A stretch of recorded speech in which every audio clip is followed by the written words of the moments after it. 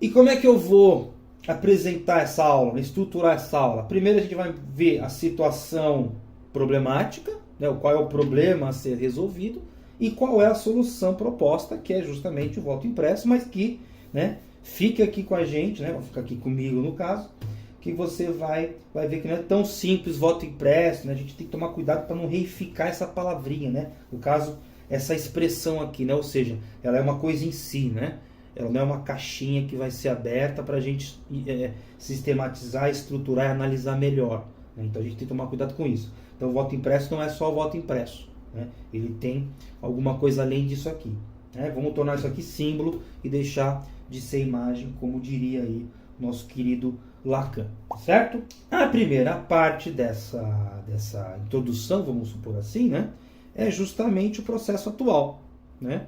Como é que é o processo atual? Chega lá no domingo da eleição, pode ser no segundo turno ou mesmo no primeiro turno, né? Porque às vezes, aliás, contrário, né? Porque às vezes não tem o segundo turno, né? Mas você vai lá no processo atual, você pega o seu título de eleitor, porque no título eleitor tem a sua zona eleitoral e a sua seção eleitoral, né? Que é o prédio onde você vota e a sala do prédio onde você vota, né? Isso aqui é interessante, né? E mostra aí uma vantagem em relação a outros sistemas que não tem um título de eleitor, porque assim, ó, tendo o título de eleitor, existe a garantia de um máximo de eleitores naquela seção, né? Porque o prédio tem um monte de seções, né?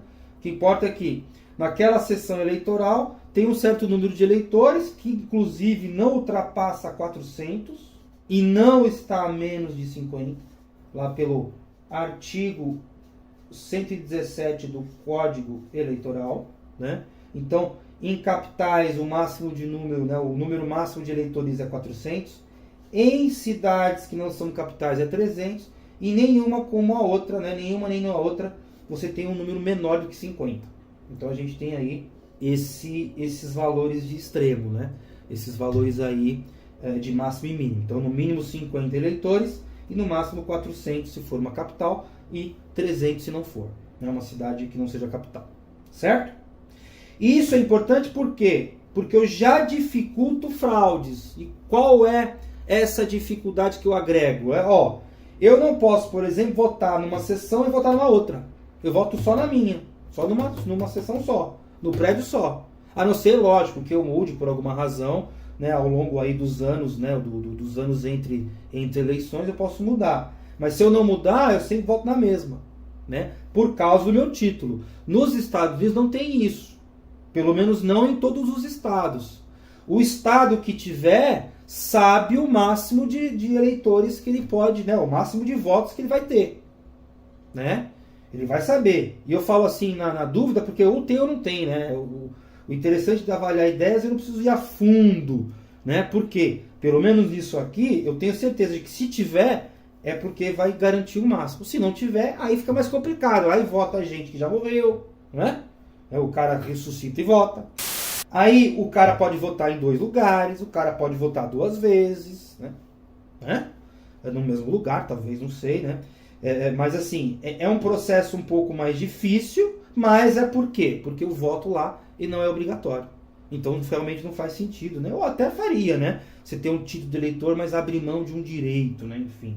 É isso, se você parar para pensar, o voto aqui no Brasil, né? Mas bom, eu vou falar isso depois, né? Mas o voto aqui no Brasil não é bem um dever, né? Aliás, não é bem um direito, né? É um dever, né? Parece que não, mas é um dever. Mas eu não vou falar disso agora, tá? Senão a gente vai se dispersar demais.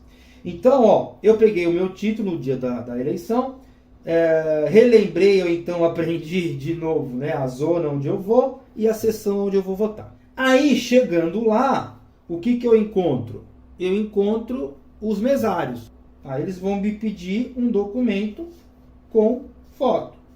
Não precisa ser o título, pode ser o RG ou então a carteira de motoristas, né? De motorista só, né? Aí eu vou lá e vou votar. Voto aonde? Na urna, né? Então eu voto na urna. Aí votando na urna, eu saio e ganho vamos aqui um CV, né? Um CDV, pronto. comprovante de votação. O que tem nesse comprovante? Tem lá a minha zona eleitoral, tem a minha seção eleitoral, tem a minha inscrição, tem o meu nome, tem o ano da eleição e tem o turno que eu estou votando. Pronto, acabou.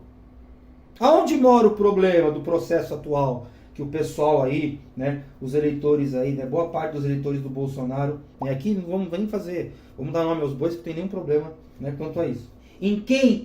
Aonde que eles estão duvidando? Justamente aqui, né? E a dúvida deles, né, que seria aqui o problema para nós atacarmos, né? O problema é o seguinte: como é que eu garanto que o voto que eu digitei é o voto que a urna computou? Como é que eu garanto isso aqui? Então, qual que é a minha dúvida? Qual que é o meu problema, né?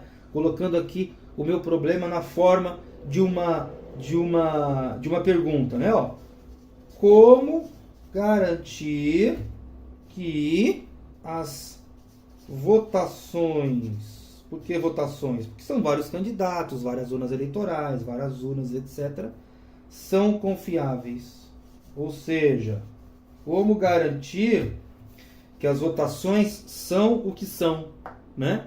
Ou são o que forem, ou forem o que deveriam ter sido. Ou seja, se o candidato X, né, se o candidato B teve lá os seus X votos e o L teve os seus Y votos. Como é que eu garanto isso?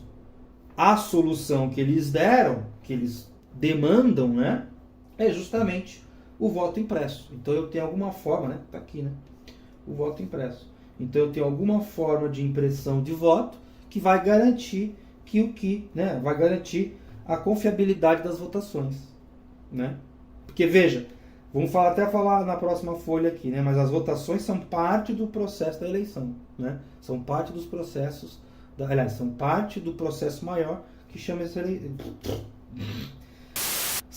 As votações fazem parte do processo eleitoral, não são o seu processo completo e como um todo. Então vamos para a próxima folha para ver melhor como que é essa solução e quais serão aí os tipos de solução, tá?